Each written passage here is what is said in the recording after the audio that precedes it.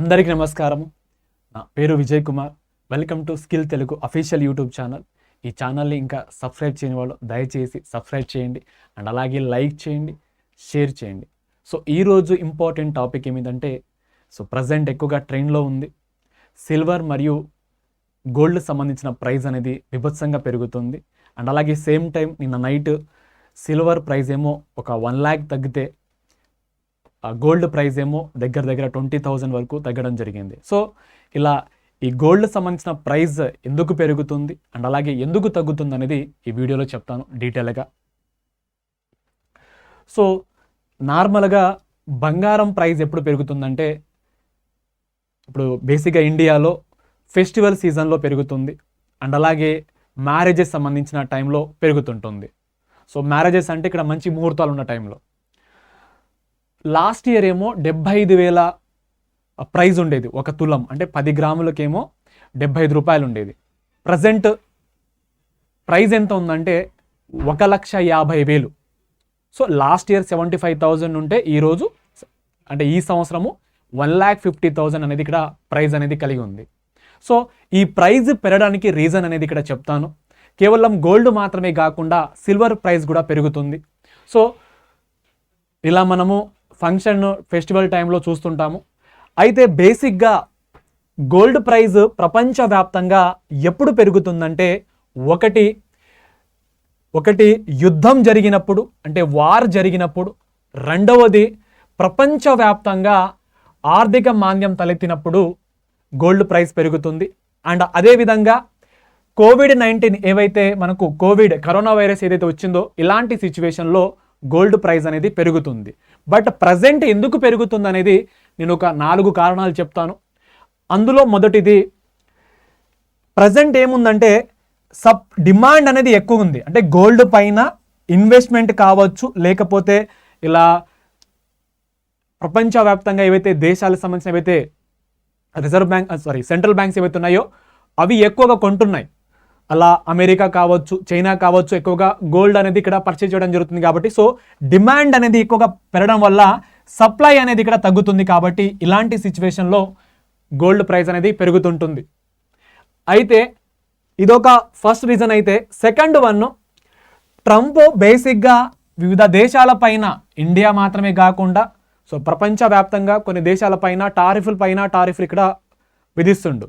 So ఇక్కడ ఏవైతే దేశాలు ఉన్నాయో, అంటే ప్రపంచవ్యాప్తంగా ఏవైతే దేశాలకు సంబంధించిన ఏవైతే సెంట్రల్ బ్యాంక్ ఉంటుందో ఆ సెంట్రల్ బ్యాంక్ అన్ని ఒకప్పుడు డాలర్ సంబంధించింది, అంటే ఇక్కడ ఫారెక్స్ రిజర్వ్ అనేది విదేశీ నిల్వలు అనేది డాలర్స్లో ఎక్కువగా నిల్వలు చేస్తుండే. కానీ ఇప్పుడు ఈ డాలర్స్ కాకుండా ఎక్కువగా బంగారం వైపు దగ్గరగా రీసెంట్గా 1,000 టన్నుల బంగారాన్ని రీసెంట్గా వివిధ దేశాలకు సంబంధించిన సెంట్రల్ బ్యాంక్ అనేది ఇక్కడ కొనుగోలు చేయడం జరిగింది. సో ఇలాంటి సిచ్యువేషన్లో కూడా బంగారం ప్రైస్ అనేది ఇక్కడ పెరుగుతుంది. అండ్ థర్డ్ వన్, 2022లో ఉక్రెయిన్ మరియు రష్యా ఈ 2 దేశాల మధ్య ఎప్పుడైతే యుద్ధం స్టార్ట్ అయిందో ఆ సమయంలో రష్యా దేశానికి సంబంధించిన 300 బిలియన్ రష్యా నిల్వలు అనేది ఇక్కడ అమెరికా దేశము ఫ్రీజ్ చేయడం జరిగింది.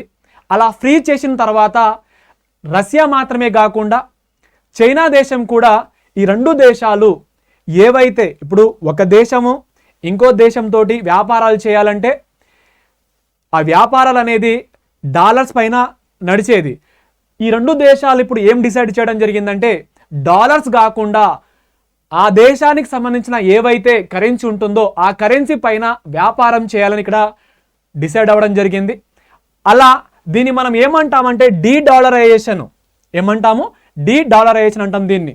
సో ఇలాంటి సిచ్యువేషన్లో కూడా మనకు బంగారం రేట్ అనేది ఇక్కడ పెరుగుతుంది.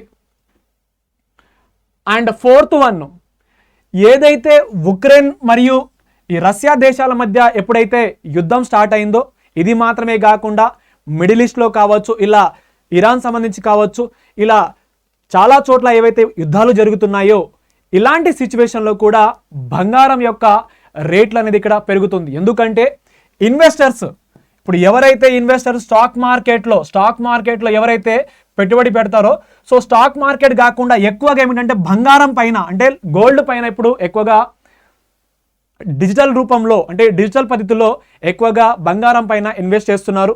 సో స్టాక్ మార్కెట్లో అంటే బేసిక్గా చెప్పాలంటే ప్రజెంట్ అమెరికా దేశము ఏవైతే బాండ్స్ ఉంటుందో వాటి యొక్క ప్రైస్ తగ్గించింది. సో తగ్గించిన తర్వాత ఇక్కడ చాలా వరకు దానిపైన ఇంట్రెస్ట్ చూపించకుండా ఎక్కువగా గోల్డ్ పైన ఇన్వెస్ట్మెంట్ అనేది ఇక్కడ చేయడం జరుగుతుంది. ఎందుకంటే ఇక్కడ ప్రపంచవ్యాప్తంగా ఇక్కడ సరిగా లేదు కాబట్టి, అంటే ఇక్కడ స్టేబుల్గా లేదు కాబట్టి, సో ఇలాంటి సిచ్యువేషన్లో ఎక్కువగా గోల్డ్ ప్రైస్ అనేది ఇక్కడ పెరిగే అవకాశం ఉంటుంది. సో ఇది 4th రీజన్. ఇప్పుడు ఉన్న పలంగా బంగారం అంటే గోల్డ్ ప్రైస్ తగ్గాలంటే వితిన్ ఫ్యూ వీక్స్లో కావచ్చు, వితిన్ మంత్స్లో కావచ్చు, తగ్గాలంటే చాలా కష్టం అండి. తగ్గితే ఒక సగం వరకు తగ్గొచ్చు, బట్ అది కూడా అంత ఈజీగా కాదు. సో బంగారం ప్రైస్ తగ్గాలంటే చాలా వరకు టైం పడుతుంది. సో బేసిక్గా తగ్గాలంటే ఫస్ట్ వన్, ఇప్పుడు ఏదైతే ఈ రష్యా ఉక్రెయిన్ యుద్ధం ఏదైతే జరుగుతుందో ఇది ఖచ్చితంగా స్టాప్ అవ్వాలి, అంటే ఖచ్చితంగా ఆగిపోవాలి. సో ఇలాంటి సిచ్యువేషన్లో ఇక్కడ బంగారం యొక్క ప్రైస్ తగ్గే అవకాశం ఉంటుంది. ఇదొక reason. And second one, America ఏదైతే సుంకాలు ఏవైతే విధిస్తుందో, అంటే టారిఫ్ ఏదైతే విధిస్తుందో, సో ఈ టారిఫ్ ఏదైతే విధించడం జరుగుతుందో సో ఇవి స్టాప్ చేస్తే, అండ్ అదేవిధంగా ఆర్థిక మందగమన పైన ఒక స్పష్టత కనుక వస్తే, ఒక క్లారిటీ కనుక వస్తే, ఇలాంటి సిచ్యువేషన్లో బంగారం ప్రైస్ అని ఇక్కడ తగ్గే అవకాశం ఉంటుంది. అండ్ థర్డ్ వన్, ఇప్పుడు ఎందుకు ఈ రష్యా దేశము కావచ్చు, చైనా దేశం కావచ్చు, ఈ రెండు దేశాలు ఎందుకు గోల్డ్ పైన ఎక్కువగా ఇన్వెస్ట్మెంట్ ఇక్కడ పెడుతున్నారంటే రీజన్ ఏమిటంటే ఇక్కడ ఎక్కువగా డాలర్ని తగ్గించి ఇక్కడ అల్టిమేట్ గోల్డ్ వైపు ఇక్కడ మొత్తానికి కన్వర్ట్ చేయడం అనేది వాళ్ళ యొక్క స్ట్రాటజీ, చైనా మరియు రష్యా. బట్ మళ్ళీ గనక డాలర్ గనక పుంజుకుంటే, సో అలాంటి సిచ్యువేషన్లో అలాంటి టైంలో ఇక్కడ గోల్డ్ ప్రైస్ అనేది ఇక్కడ తగ్గే అవకాశం ఉంటుంది. సో డాలర్ ప్రైస్ ఎప్పుడైతే పెరుగుతుందో, అంటే డాలర్ విలువ ఎప్పుడైతే పెరుగుతుందో గోల్డ్ ఎక్కువ ప్రైస్ అనేది ఇక్కడ తగ్గే అవకాశం ఉంటుంది. సో ఇలాంటి సిచ్యువేషన్లో బంగారం యొక్క రేటు తగ్గుతుంది. అండ్ నెక్స్ట్ వన్, ఎప్పుడైతే ఎగ్జాంపుల్గా ఆర్బీఐ కావచ్చు అండ్ అలాగే ఇతర దేశాలకు సంబంధించిన సెంట్రల్ బ్యాంక్ కావచ్చు, ఎప్పుడైతే గోల్డ్ సంబంధించింది అంటే బంగారం కొనుగోళ్లు ఎప్పుడైతే తగ్గిస్తారో అలాంటి సిచ్యువేషన్లో కూడా గోల్డ్ ప్రైస్ అనేది ఇక్కడ తగ్గే అవకాశం ఉంటుంది. సో ఇవి ప్రజెంట్ గోల్డ్ ప్రైస్ ఎందుకు పెరుగుతుందనే రీజను, అండ్ అలాగే ఫ్యూచర్లో తగ్గే అవకాశం అనేది ఇవే రీజన్స్. సో ఇలాంటి వీడియో కోసము దయచేసి అందరూ సబ్స్క్రైబ్ చేయండి అండ్ అలాగే లైక్ చేయండి, షేర్ చేయండి. Thank you so much.